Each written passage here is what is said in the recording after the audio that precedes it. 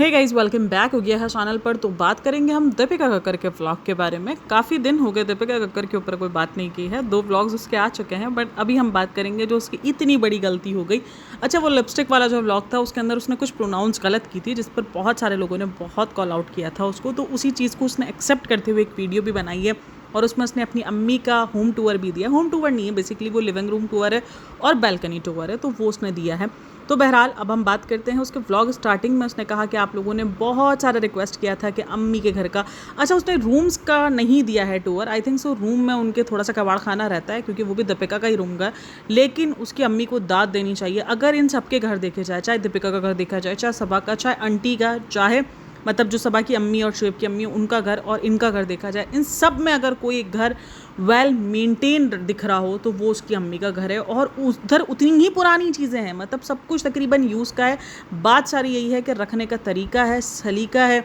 बहुत सस्ती सस्ती चीज़ों के साथ भी बहुत अच्छी सजावट की जाती है, और वो उसकी अम्मी के अंदर कूट कूट के अंदर दिख रहा है कि उन्होंने कितनी मेहनत और कितनी सजावट के साथ अपने घर को सजा के रखा है। मतलब आप महंगे महंगे शोपीस ले लो, महंगी महंगी आप चीज़ें ले लो, लेकिन अगर आप में ढंग नहीं है चीज़ें रखने का, तो वो घर ने कबाड़ खाना ही लगना है। ये इन लोगों का घर प्रूफ करता है। इन लोगों के घर के अंदर ये बात प्रूफ होती है कि अगर आप में ढंग नहीं है तो फिर आप में ऐसी ही चीज़ें नज़र आएंगी, और आप में ऐसी ही चीज़ें जो हैं वो मतलब आपके घर में इतना ही डिफरेंस नज़र आएगा। इसकी अम्मी का घर इतना प्यारा बना हुआ है। लिविंग रूम देख लो, बालकनी देख लो। अच्छा, बालकनी में जो अगर आप झूला देखोगे तो वो झूला शायद उसकी सास का था, जो उन्होंने लास्ट टाइम उनको लगा के दिया था, लेकिन वो इसी घर के अंदर लगा के बाद छोड़ गई। और उस पर भी काफ़ी सारे लोगों के कमेंट्स में देख रही थी, रीड कर रही थी, लिखे हुए थे कि आपकी सास को आपकी दी हुई चीज़ों की कदर नहीं होती है। लेकिन हाँ, वो इस घर में लगा के चली गई, और हो सकता है कि उन्होंने कुछ उधर वहाँ पे सेटिंग नहीं बन पा रही हो, जो भी हो, लेकिन उन्होंने वहाँ पर, क्योंकि वहाँ पे सेटिंग कैसे बनेगी, वहाँ पे कबाड़ खाना ही तो ना है। वहाँ पे भले सभा नहीं रहती है, लेकिन कबाड़ खाना कितना होता है, कितना ज़्यादा जो है वो कबाड़ भर के रखा जाता है उन घरों के अंदर, भाई मतलब हद ही लेवल है। और उधर उतनी ही अम्मी, उसका घर, उसकी अम्मी का घर पूरा सॉर्टेड है। कोई भी चीज़ ब्रांडेड नहीं है। अगर आप देखो तो उन घर में कोई चीज़ ब्रांड से नहीं है, किसी का ब्रांड से दूर दूर तक कोई ताल्लुक नहीं है।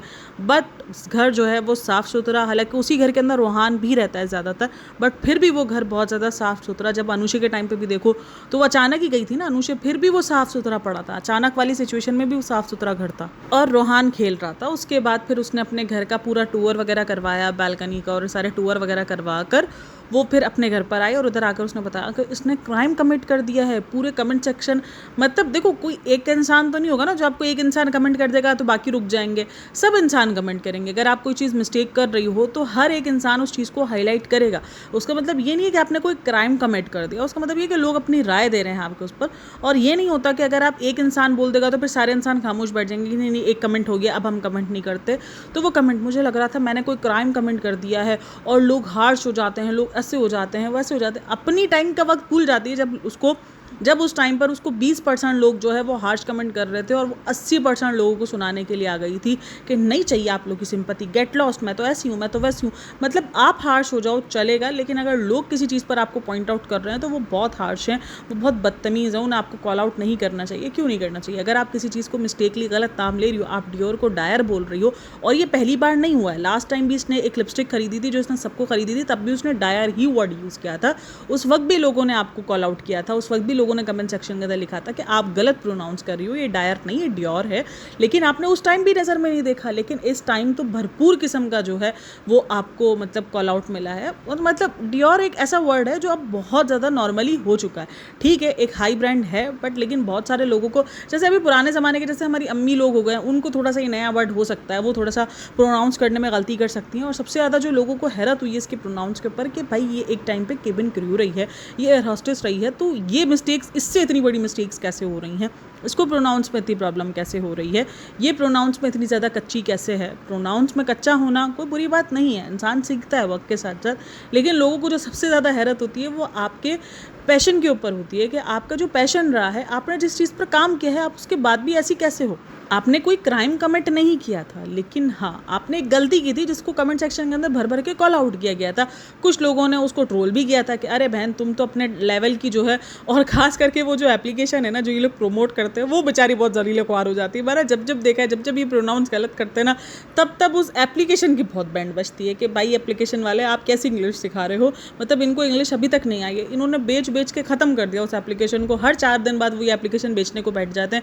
लेकिन आपके घर में ही इतना प्रोनाउंस का मसला है, आपके घर में अब तक इतने टाइम से, मतलब इतने टाइम तक अगर आप लोग उस एप्लीकेशन से इंग्लिश नहीं सीख पाए तो फिर वो लोग कैसे सीख पाएंगे जो ज़ीरो से स्टार्ट कर रहे हैं। सोचने वाली बात है ना। वो जो एप्लीकेशन है उसका यूज़ कर लिया करो, उसमें आप लिख लिया करो तो वो आपको प्रोनाउंस बता देगा कि ये इस वर्ड की प्रोनाउंस है, तो गलती नहीं होगी। इसने जान के की थी, इसने ये गलती पहले भी की हुई है, उसको पहले भी इस चीज़ पर बहुत कॉल आउट मिल चुका है, इसने जान के ही किया था ताकि जो ना अब ये थोड़ा सभा वाली टेक्निक्स अपनाते हैं। देखो ये ज़्यादा नहीं अपनाते लेकिन हाँ ये थोड़ा बहुत अपनाते हैं ताकि इनको भी कॉल आउट मिले। खास करके जो ये बच्चे को लेकर ज़्यादा इस्लाम का दिखा रहे होते हैं, एक तो इनको पता होता है कि लोग इस्लामिक को दिखाएंगे तो कमेंट भी मिलेगा, और कुछ लोग होंगे जो अगेंस्ट आएंगे, जो बोलेंगे ये सब कुछ ज़रूरी नहीं है। ये एक अलग ही जंग पड़ चुकी है। कुछ लोगों का मानना है जब आप दीन दुनिया सिखा रहे हो तो दीन को सिखाने में क्या बुराई है, मतलब। लेकिन देखो अगर आप लालच में कोई भी चीज़ ज़्यादा दिन तक सिखा रहे हो तो फिर वो लालच ही बन जाएगी। बच्चे को जुम्मा जो है वो अब सिर्फ आइसक्रीम डे से ही याद है। वो कुछ लोगों को ठीक लग रहा है लेकिन कुछ लोगों के लिए वो गलत है। और रिलीजन की ये जो वॉर स्टार्ट हो जाती है ना, वो तो फिर अलग ही लेवल पे चली जाती है। कुछ लोगों का मानना है कि बच्चे को इस तरीके से दिखाकर रिलीजन के मामले में, क्योंकि 2-3 साल के बच्चे पर नहीं होता कोई, आप कोई भी रिलीजन की प्रैक्टिस उन पर ज़बरदस्ती करवाओ या उनको प्रेशर करो, क्योंकि उनको नहीं समझ है इन सारी चीज़ों की। और कुछ लोगों का मानना ये भी होता है कि नहीं सिखा देनी चाहिए ताकि बच्चा वक्त के साथ साथ जो है वो बड़ा होगा तो वो सीखता रहेगा। और कुछ लोगों का मानना ये भी होता है कि अगर आपके घर के अंदर नमाज़ें चल रही हैं या आपके घर के अंदर एक दीनी प्रैक्टिस है तो फिर बच्चे को सिखाने की नीड नहीं पड़ती, बच्चा खुद सीखना शुरू हो जाता है। और ये हकीकत है। अगर आपके घर में नमाज़ पढ़ रहे हो, मैंने आपको भी बताया कि मैं नमाज़ पढ़ रही हूँ तो मुझे मेरी बेटी को बोलने की नीड नहीं होती है। वो अक्सर अपना स्कार्फ ढूंढ कर आएगी, उसके मदरसे का जो स्कार्फ है वो लेकर आएगी और वो पहन के मेरे साथ नमाज़ पढ़ना शुरू कर देगी। उसको नमाज़ नहीं पढ़नी आती, उसको मतलब भी नहीं पता है कि नमाज़ क्या है क्या नहीं है। लेकिन वो 4 साल की, लेकिन उसको मतलब नहीं अंदाज़ा कि क्या है क्या नहीं है। बट उसको इतना पता है कि मेरी अम्मी इस तरीके से प्रैक्टिस करती है, उसको इस तरीके से मम्मा की प्रैक्टिस करनी है, मम्मा जैसी सेम। और मैंने ये चीज़ नोटिस भी की कि जब मैंने एक आध बार, जब आपको पता है कि बीच में 7 दिन ऐसे होते हैं जब आपको नमाज़ नहीं पढ़नी होती है, तो मैंने उसको एक आध बार ना एक्सपेरिमेंट करने के लिए कि मैंने उसको बोला भी कि बेटा नमाज़ पढ़ो, तो वो चीज़ उसके लिए थोड़ा सा मतलब इरिटेटिंग बनी कि नहीं, वो थोड़ा सा मतलब अजीब से उसने अंदाज में आके नमाज़ को पढ़ा। तो मैंने सोचा, मैंने कहा ये चीज़ जो बच्चों को बोल बोल के सिखाई जाए और एक चीज़ जो बच्चा खुद करे, डिफरेंस होता है, बहुत डिफरेंस होता है कि भाई हाँ बच्चा जो है। लेकिन खैर आपका दीन और दुनिया का मामला है, वो आपको बिल्कुल आपके बच्चे को जो सिखाना है करना है वो टोटली आपकी चॉइस है, वो टोटली आपको अपने बच्चे को किस तरीके से, लेकिन वो सिर्फ कंटेंट के लिए हो जाए। अगर आप देखो उसके बच्चे को जिस तरीके से ये दिखाती है कंटेंट में कि बार बार बिस्मिल्लाह पढ़कर, मुझे लगता है 2 से 3 दिन इनफ होते हैं आपके बच्चे को किसी भी चीज़ की प्रैक्टिस कर उसको आदी बनाने के। अगर आप 3-4 दिन मुसलसल उसकी हर एक मील के दरमियान बिस्मिल्लाह पढ़ लियो तो फिर उसको आदत हो जाती है। इवन बच्चे खुद कह रहे होते हैं मम्मा दुआ नहीं पढ़ी है, मम्मा भूल गई हैं आप दुआ। अगर आप कभी भूल भी जाती हो तो बच्चे को प्रैक्टिस के लिए काफ़ी होते हैं। लेकिन अगर आप इसका देखो तो हर बार उसको मतलब सिर्फ और सिर्फ ये कंटेंट में हो रहा होता है और वीडियो के सामने हो रहा होता है, तो उसके बाद वो बच्चा जो है वो रिएक्ट ऐसे ही करता है कि जैसे उसको नहीं आता। अच्छा, अब शुएब और दीपिका का ये आलसीपन कह लो या अपनी इमेज को लेके कॉन्शियस होना कह लो, लेकिन मैंने एक चीज़ नोटिस की है, अगर इनके पास कंटेंट नहीं होता तो ये ज़बरदस्ती का कंटेंट नहीं बनाते हैं। कंटेंट नहीं है, कुछ नहीं है तो कुछ भी इधर उधर का, जैसे अब इसने कमेंट्स ऐड कर दिए, उसने कमेंट्स पे बात करना शुरू कर दी, उसने ज्ञानबाजी देती वो ये कर लेगी, लेकिन बेफजूल का ज़बरदस्ती कंटेंट खींचतान नहीं करते। मैंने ज़्यादातर जितना देखा है, देखो व्लॉगर्स हैं, ऑब्वियसली कंटेंट उनका भी खींचतान होती है, करते हैं कभी कभार कंटेंट के लिए ज़्यादातर, लेकिन अदरवाइज उनके पास कंटेंट नहीं होगा। अच्छा, शुएब ने हमेशा उस चीज़ को, अच्छा कुछ लोग उसको आलस भी कहते हैं, वो अलग बात है, लेकिन आलसी जब वो होता है तब हम बता देते हैं, तब वो सारी चीज़ होती है। लेकिन ये कहा है कि हमारे पास कंटेंट नहीं होता तो हम नहीं बनाते, हमें नहीं समझ आ रहा होता कि हम क्या बनाएं, लेकिन सबा किसी भी तरीके से खींचतान करके कुछ भी उल जलूल हरकतें कर लेगी, लेकिन वो कंटेंट खींच लेती है। आज के व्लॉग में देख लो, दीपिका के पास इतना कंटेंट नहीं था क्योंकि इससे एक दिन पहले उसने कंटेंट बना लिया। अब आज इसके पास कुछ नहीं था तो उसने क्या किया, उसने अपनी अम्मी का टूर दिखाया, उसके बाद उसने अपनी उस गलती को एक्सेप्ट किया, उसके बाद उसने क्या किया, वीडियो को लेंथ बड़ा करने के लिए उसने कमेंट्स रीड स्टार्ट कर दिए। देखो, मैं ये मानती हूँ कि आपका कॉल आउट करना हक है। आप अगर कोई चीज़ गलत देख रहे हो तो आप उसको बिल्कुल जो है वो कॉल आउट करने का हक रखते हो, लेकिन किसी को भी आप कुछ भी लिखने का हक किसी को भी नहीं रखते, किसी को भी ना हम बोलने का हक रखते, ना कोई किसी को कुछ भी लिखने का हक रखता है। तो जो एक बिलो द बेल्ट चले जाते हैं वो वाकई वो गलत कर रहे होते हैं। देखो, वो मुझे लगता है कि वो गलती है, बिलो द बेल्ट नहीं जाना चाहिए। हाँ, उससे प्रोनाउंस की गलती हुई, बहुत सारे लोगों से मिस्टेक्स होती है प्रोनाउंस की, बहुत सारे लोगों से गलती हो जाती है। कुछ लोग ऐसे भी होते हैं, जैसे अभी मैं अपनी ही बात कर लूँ कि मैंने जो आज से लास्ट टाइम कितने सालों पहले, 13 साल पहले लास्ट किताबें खोली होंगी, तो अब जब मैं अपने बच्चों की किताबें देख रही होती हूँ, मुझे लिटरली कभी कभार एक एलसीएम क्या होता है वो भी मेरे दिमाग से निकल चुका था। मतलब एक इतना सिंपल सा फार्मूला, एलसीएम फार्मूला भी नहीं है भाई, इतना सिंपल सा मेथड है वो, लेकिन वो भी मुझे थोड़ी देर के लिए देखना पड़ा कि यार ये क्या चीज़ है। मतलब ये हरकतें कभी कभार हो जाती हैं आपके साथ। जो हाउस वाइफ हैं जिन्होंने काफ़ी टाइम बाद मतलब काफ़ी टाइमों तक बुक्स नहीं खोली हैं, वो अगर ये बेसिक चीज़ें भी देखती है तो शुगर है प्लस माइनस याद है, प्लस माइनस वाली सिचुएशन पर नहीं चले गए तो हो जाता है, आप भूल जाते हो, आपको नहीं आ रहा होता प्रोनाउंस, सारी चीज़ें होती हैं। और कभी कभार आप जान के भी कर रहे होते हो, वो सारी चीज़ें होती हैं। लेकिन कॉल आउट करने का भी तरीके होते हैं। कुछ लोग बहुत बिलो द बेल्ट जाके कॉल आउट करते हैं, लेकिन वो बिलो द बेल्ट फिर आपके लिए भी उतना ही होता है कि आप भी किसी को अगर कोई कॉल आउट कर रही हो या किसी को जवाब दे रही हो तो फिर बिलो द बेल्ट ना जाओ ना। फिर आप लोग अपने टाइम पे बिलो द बेल्ट चले आते हो कि हमारा लेवल क्या है, ये है वो है, लेकिन आप शिकायतें करते फिरते हो कि बिलो द बेल्ट लोग हमारे लिए चले जाते हैं, ये है वो है। तो मतलब चीज़ें दोनों के लिए गलत है, आपके लिए भी उतनी गलत है, सामने वाले के लिए भी उतनी गलत है।